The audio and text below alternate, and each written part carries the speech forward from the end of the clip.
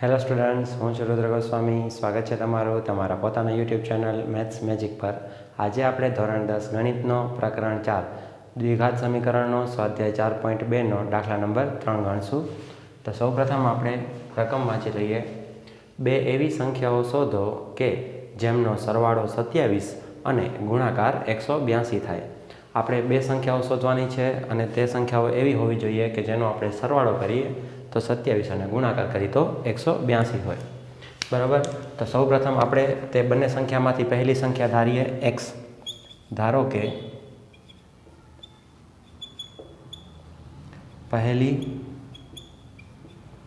સંખ્યા x છે. હવે પહેલી સંખ્યા x હોય તો બીજી સંખ્યા શું કઈ હશે? તો બીજી સંખ્યા કેવી હશે? ટોટલ સરવાળો 27 છે તો પહેલી સંખ્યા x, તો બીજી સંખ્યા 27માંથી x કાઢી તો આપણને બીજી સંખ્યા મળી જાય. હું તમને ઉદાહરણ દ્વારા સમજાવું. ધારો કે બે સંખ્યાનો સરવાળો 10 હોય, એક સંખ્યા 7 હોય તો બીજી સંખ્યા કેટલી હોય? 10 - 7. એવી રીતે અહીંયા એક સંખ્યા x છે, બંનેનો સરવાળો 27 છે તો 27માંથી x નીકાળી તો બીજી સંખ્યા આપણને મળી જાય. અને બીજી સંખ્યા બરાબર 27 - x. બીજી સંખ્યા 27 - x છે. હવે એવું આપ્યું છે કે તે બંને સંખ્યાઓનો ગુણાકાર 182 છે. બંને સંખ્યાનો ગુણાકાર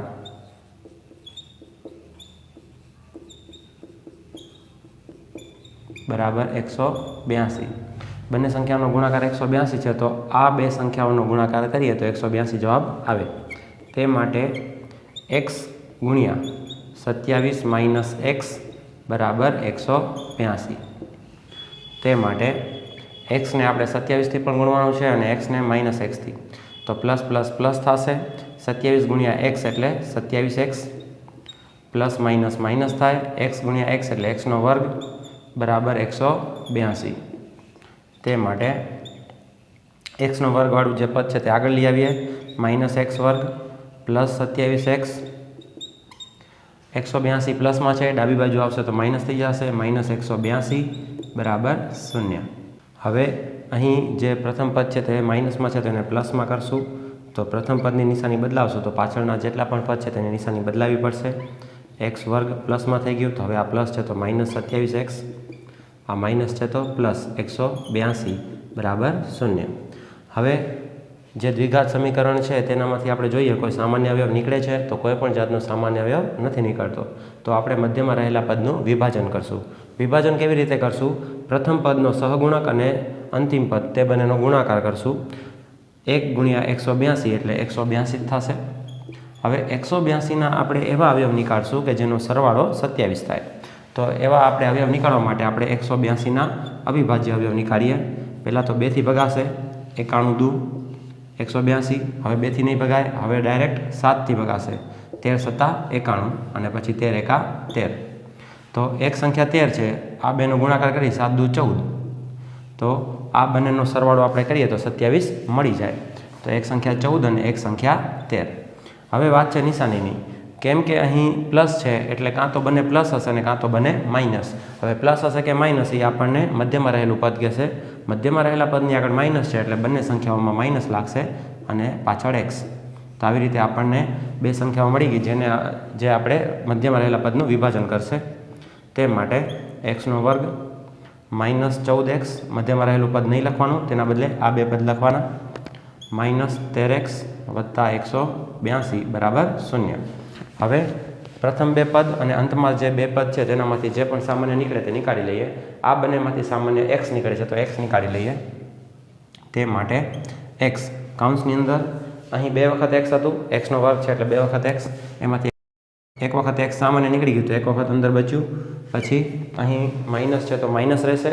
14xમાંથી x નીકળી ગયું એટલે 14 બચશે. કૌંસ પૂરો. હવે અહીં માઇનસ છે તો આપણે માઇનસ જ લેવાનું છે.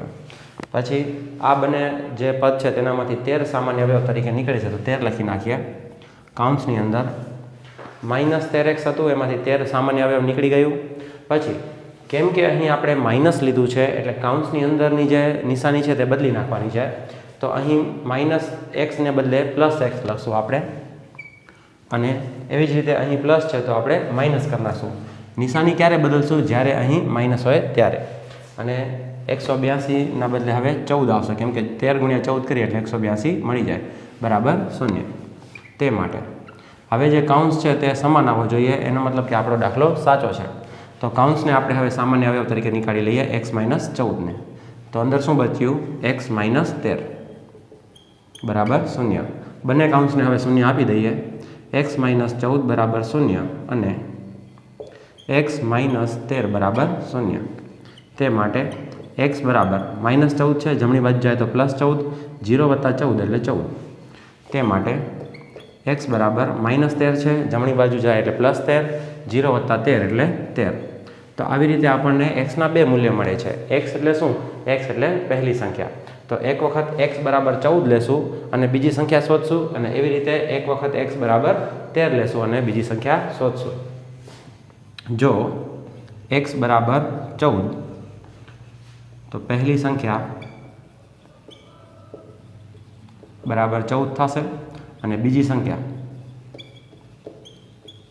બરાબર 27 - x, 27 - 14 એટલે 13. એવી જ રીતે જો x બરાબર 13 લઈએ તો પહેલી સંખ્યા 13 થશે, કેમ કે પહેલી સંખ્યા એટલે x, પહેલી સંખ્યા બરાબર 13 અને બીજી સંખ્યા બરાબર 27 - x બરાબર 27 - 13 એટલે 14. તો જો પહેલી સંખ્યા 14 હોય તો બીજી 13 હશે, અને જો પહેલી સંખ્યા 13 હોય તો બીજી 14 હશે. એટલે એક સંખ્યા ગમે એ 13 હશે અને એક 14 હશે. આમ માંગેલ સંખ્યા 13 અને 14 છે. તો અહીં આપણો જે દાખલો છે તે પૂર્ણ થાય છે.